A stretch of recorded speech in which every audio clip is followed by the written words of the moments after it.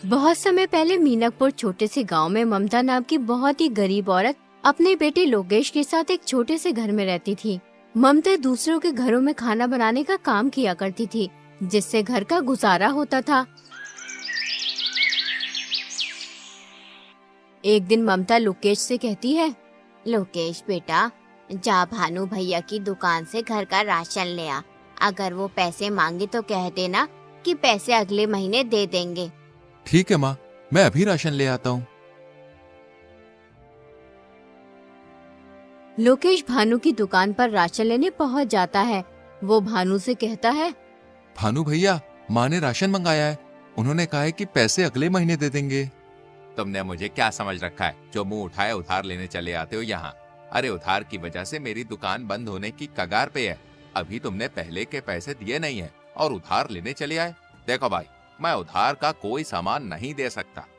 भानु दुकानदार की ये बात सुनकर लोकेश अपने घर की ओर चल पड़ता है और वो सोचने लगता है, मैं कितना अभागा हूँ जो 2 वक्त के खाने के लिए पैसे नहीं जुटा सकता।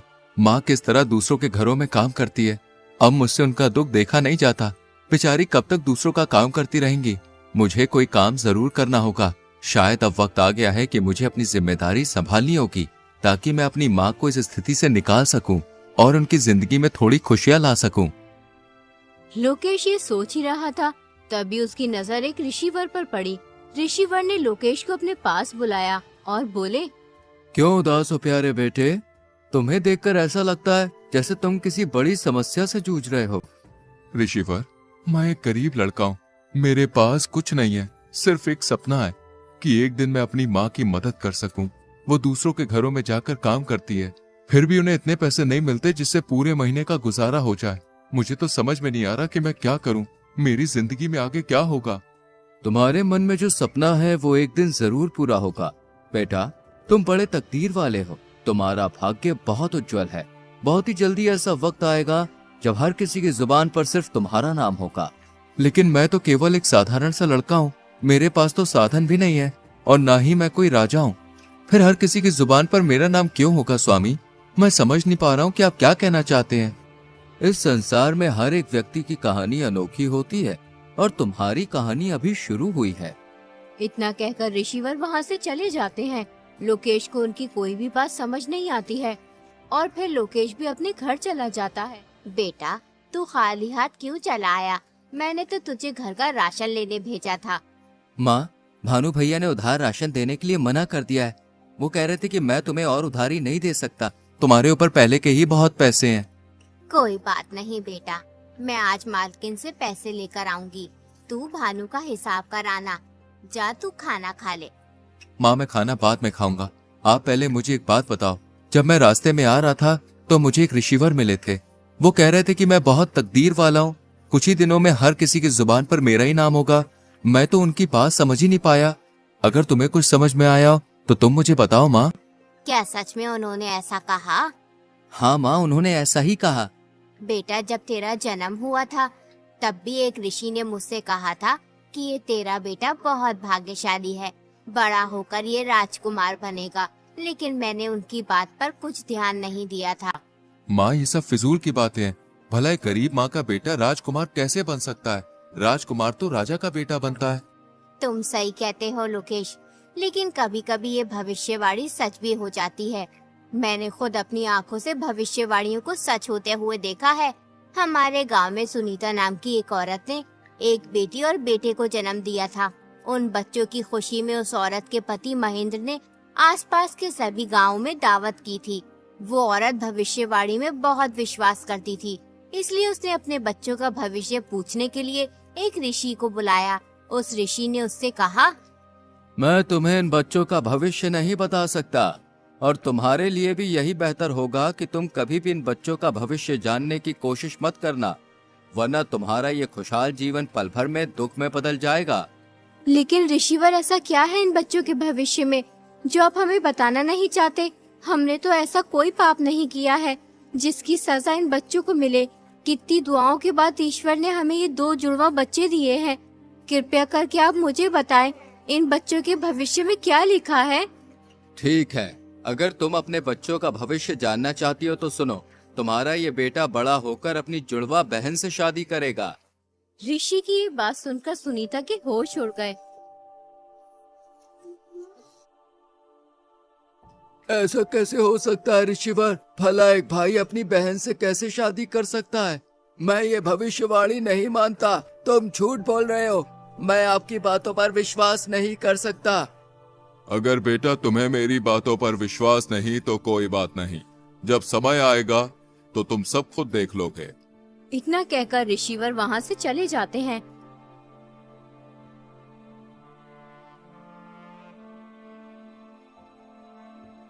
फिर सुनीता अपने पति से कहती है, नहीं, ये तो असंभव है। मेरे बच्चे आपस में विवाह नहीं कर सकते। चाहे कुछ भी हो जाए, मैं ऐसा नहीं होने दूंगी। मुझे अपनी बेटी को मरवा देना चाहिए, तभी ये भविष्यवाणी गलत साबित होगी। तुम ये क्या बेहुदा बात कर रही हो? उस आदमी की बातों में आकर तुम इस मासूम की जान लेना चाहती हो? कितने वर्षों बाद ईश्वर ने हमें औलाद का सुख दिया और तुम कह रही हो कि हम इस मासूम बच्ची को मरवा दें? मैं ऐसा नहीं करना चाहती, लेकिन हमें इन भविष्यवाणियों को हल्के में नहीं लेना चाहिए, क्योंकि ये भविष्यवाणियाँ मेरे जीवन में एक महत्वपूर्ण भूमिका निभाती आई हैं। कई बार ऐसा हुआ है जब मैंने इनकी अनदेखी की है तो मुझे इसका नुकसान उठाना पड़ा। हमें इन भविष्यवाणियों को गंभीरता से लेना चाहिए, क्योंकि ये सिर्फ शब्द नहीं है बल्कि हमारे भविष्य के संकेत हैं। इसलिए इस भविष्यवाणी को नजरअंदाज करना हमारे लिए सही नहीं होगा। देखो सुनीता, हमें समझदारी से सोच समझकर ही कोई कदम उठाना चाहिए। बताओ अब हमें क्या करना होगा? तुम इस बच्चे को कहीं दूर ले जाकर मार दो। हमें ना चाहते हुए भी ऐसा करना ही होगा। इसी में हमारी भलाई है। अगर भविष्यवाणी सच हो गई तो अनर्थ हो जाएगा। ठीक है, जो आज तक किसी ने नहीं किया वो मैं करूँगा। अपने ही हाथों से अपनी बच्ची की जान लूंगा। तुम इस बच्ची को किसी कपड़े में लपेट दो जिससे मुझ पर किसी को शक ना हो।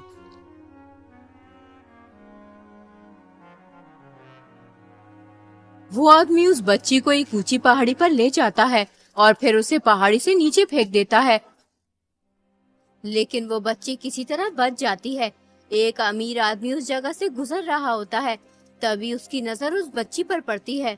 अरे वाह, कितनी प्यारी बच्ची है। लेकिन ये बच्ची इस जंगल में क्या कर रही है? इसे यहाँ पर कौन छोड़कर गया होगा? मुझे इसे अपने साथ लेके जाना चाहिए, वरना इसे कोई जंगली जानवर खा जाएगा। वो अमीर आदमी उस बच्ची को अपने घर ले जाता है। अरे कहाँ हो भाग्यवान, जरा जल्दी इधर आओ। ये देखो मेरे साथ कौन आया है। अरे ये किसका बच्चा उठा लाए हैं आप? मैं क्या तुम्हें कोई बच्चा उठाने वाला दिखाई देता हूँ? अरे नहीं, मेरा मतलब वो नहीं जो आप समझ रहे हैं। मेरे कहने का मतलब ये है कि तुम्हें ये बच्चा कहाँ से मिला? ये नन्ही परी मुझे पहाड़ियों वाले जंगल में मिली है। पता नहीं इसे वहाँ पर कौन छोड़ के गया था। मुझे इस बच्ची पर दया आई और मैं उसे उठा के ले आया। ये तुमने बहुत अच्छा किया जिस बच्ची को अपने साथ ले आए। देखो ये बच्ची कितनी सुंदर है, देखने में बिल्कुल चांद का टुकड़ा लग रही है। आज से ये बच्ची हमारे परिवार का हिस्सा है।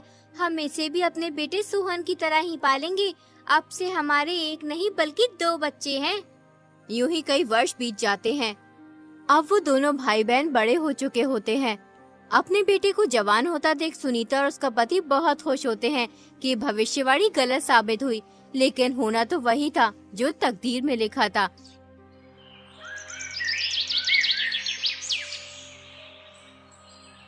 एक दिन सुनीता का लड़का किसी काम से बाहर कहीं दूर जा रहा होता है। तभी रास्ते में उसकी नजर अमीर आदमी की बेटी पर पड़ती है। उसे देखकर वो सब कुछ भूल जाता है। वो अपने माँ बाप को बगैर कुछ लड़की से शादी कर लेता है और उस लड़के घर ले आता है। माँ, मैंने इस लड़की से शादी कर ली है। ये सेठ हमीर चंद की बेटी है। बेटा तुझे शादी करने की इतनी भी जल्दी क्या थी? एक बार हमसे पूछ तो लेता। आखिर हम तेरे माता पिता हैं। हमने तुझे पाल पोस कर इतना बड़ा किया है, इसलिए हमारा भी हक बनता है कि तेरे सुख दुख में साथ रहें। अरे भाग्यवान, तुम भी ये क्या बात लेकर बैठ गई हो? अरे हमें तो खुश होना चाहिए। हमारे बेटे की खुशी में ही तो हमारी खुशी है। बेटी तुम बहुत दूर से चल के आई हो, जाओ थोड़ा आराम कर लो। बेटी तुम कितने भाई बहन हो? सासू जी हम 2 भाई बहन हैं, लेकिन मैं सेठ अमीर चंद की सगी बेटी नहीं हूँ। मैं तो उन्हें पहाड़ी के पास मिली थी। लेकिन उन्होंने मुझे कभी माँ पापा की कमी महसूस नहीं होने दी। अपने बेटे की बहू के मुंह से ये बात सुनकर सुनीता सब समझ जाती है कि ये लड़की हमारी बेटी है। वो इस बात को अपने पति महेंद्र को भी बताती है कि भविष्यवाणी सच साबित हुई। ये बात किसी तरह सुनीता के बेटे को भी पता चल जाती है कि जिस लड़की से उसने शादी की है वो उसकी सगी बहन है, इसलिए वो अपनी जान ले लेता है और फिर वो लड़की भी मर जाती है। ये तो बहुत बुरा हुआ। इस बात को सुनकर मुझे पूरा विश्वास हो गया कि भविष्यवाणियां सच होती हैं। हमें इन्हें हल्के में नहीं लेना चाहिए। हाँ बेटा, मैं तुझे यही समझा रही थी कि इन भविष्यवाणियों को झूठ समझने की कोशिश मत करना। इसका मतलब वो ऋषिवर सच कह रहे थे कि मेरे मन में जो सपना है वो एक दिन जरूर पूरा होगा और बहुत जल्दी मेरा भाग्य उज्जवल होगा। उसके बाद हर किसी की जुबान पर सिर्फ मेरा नाम होगा। जिस राज्य में लोकेश रहता था उस राज्य का राजा सूरजमहल बहुत ही शांति प्रिय और दयालु था। उसके शासन में सभी खुश रहते थे। प्रजा भी राजा को बेहद पसंद करती थी। हर कोई गर्व महसूस करता था कि वे ऐसे राज्य में रहते हैं जहां एक शांति प्रिय और समझदार राजा शासन कर रहा है। राजा के राज्य की इस उचित व्यवस्था के पीछे जिस आदमी का हाथ था वो थे उनके सबसे प्रिय सलाहकार रघुवीर सिंह। रघुवीर सिंह के रहते राजा को कभी कोई दिक्कत महसूस नहीं हुई, लेकिन अचानक एक दिन रघुवीर सिंह की मृत्यु हो गई। इससे राजा को बहुत दुख हुआ। अब उनके प्रमुख सलाहकार का पद खाली पड़ा था। वो चाहते थे कि पूरे राज्य में सबसे बुद्धिमान और जवान आदमी को ये पद मिले, इसलिए वो अपने मंत्री से कहते हैं, पूरे राज्य में घोषणा करवा दो कि जो भी व्यक्ति राजा की 3 पहेलियों का सही जवाब देगा उसे राजा 1000 सोने के सिक्के और अपना प्रमुख सलाहकार नियुक्त करेंगे। अगले ही दिन मंत्री ढिंडोरची को घोषणा करवाने के लिए भेज देते हैं। सुनो ए लोगों, महाराज सूरजमल का ताजा फरमान जरा गौर से सुनो। महाराज के सबसे प्रिय सलाहकार रघुवीर सिंह की अचानक मृत्यु हो गई है, इसलिए अब उनका पद खाली है।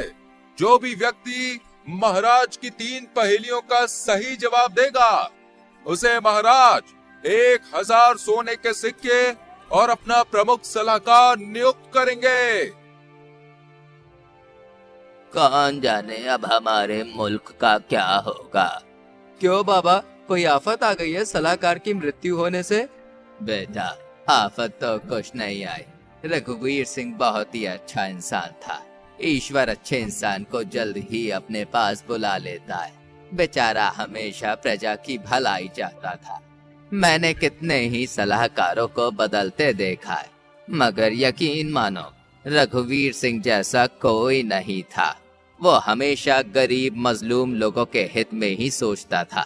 पता नहीं अब राजा का नया सलाहकार कौन बनेगा जो हम जैसे गरीबों के बारे में सोचेगा। अगले ही दिन राजमहल में बहुत से आदमी जाते हैं, लेकिन कोई भी राजा की पहेलियों का जवाब नहीं दे पाता है। यूं ही 3 दिन गुजर जाते हैं। एक दिन लोकेश अपनी माँ से कहता है, माँ, क्यों ना एक बार मैं महाराज के पास जाकर इन पहेलियों का जवाब दूं? बेटा, राजा हर बार पहेली बदल कर पूछता है। अभी तक कोई भी तीनों पहेलियों का सही जवाब नहीं दे पाया है। बहुत से अक्लमंद लोगों ने पहेलियों का जवाब देना चाहा, लेकिन हर कोई नाकाम रहा। तुम उन अमीर लोगों के बीच कैसे जा सकते हो? वहाँ बहुत ही तजुर्बेकार और होशियार लोग आए हुए हैं। माँ, बिल्कुल भी परेशान ना हो, मैं महाराज के पास जरूर जाऊंगा। सोचो, अगर मैंने पहेलियों के जवाब दे दिए तो 1000 सोने के सिक्के मिलेंगे। फिर तुम्हें किसी के घर जाकर काम करने की जरूरत नहीं होगी और मैं भी महाराज का सलाहकार बन जाऊंगा। ठीक है बेटा, तू इतना कह ही रहा है तो जा। मेरी दुआएं तेरे साथ हैं। ईश्वर तेरी हिफाजत करे।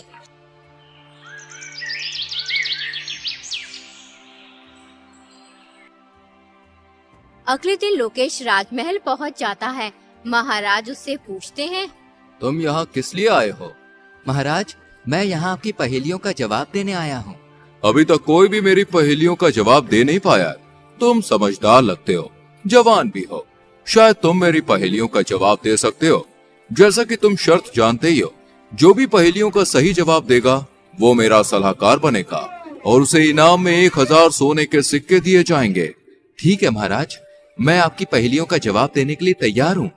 तो बताओ, तुम्हारे अनुसार सबसे बड़ा धन क्या है? महाराज, सबसे बड़ा धन संतोष है।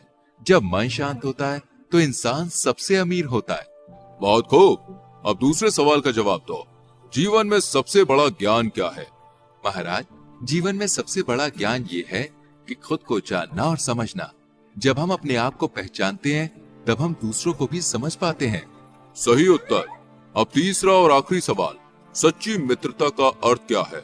महाराज, सच्ची मित्रता वो है जब एक मित्र दूसरे की खुशियों में खुश और दुखों में दुखी होता है, बिना किसी स्वार्थ के। बहुत अच्छे, तुमने तीनों सवालों के सही जवाब दिए हैं। तुम वाकई में बुद्धिमान हो। आज से तुम मेरे सलाहकार हो। मंत्री, इसे 1000 सोने के सिक्के दे दिए जाए। कल से तुम अपना पद संभालोगे।